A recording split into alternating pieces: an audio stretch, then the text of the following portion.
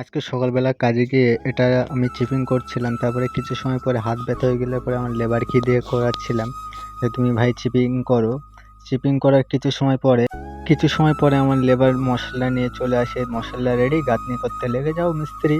আমি গাঁথনি করতে থাকি, ও মশলা নিয়ে আসতে থাকে, ফের হাতে আমার ইট ধরে দিতে থাকে।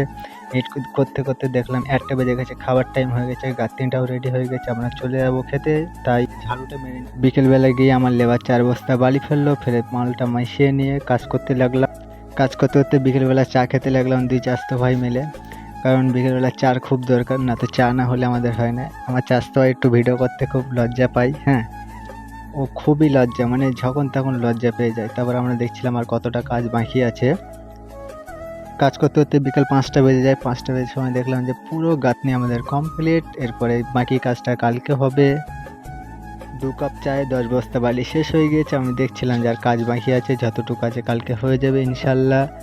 তারপরে আমি দেখছিলাম ভেতরে আর কি কি বাকি আছে দেখছি। তারপরে আমার লেবার যন্ত্র দিয়ে দিচ্ছে, লেবারকে ডাকলাম, এই চাস্তো। চাস্তো তো একদম মানে লজ্জায় সরে গিয়েছে। হ্যাঁ, আমার জন্য লাইক করবে, পেজটা ফলো করবেন, শেয়ার করবেন।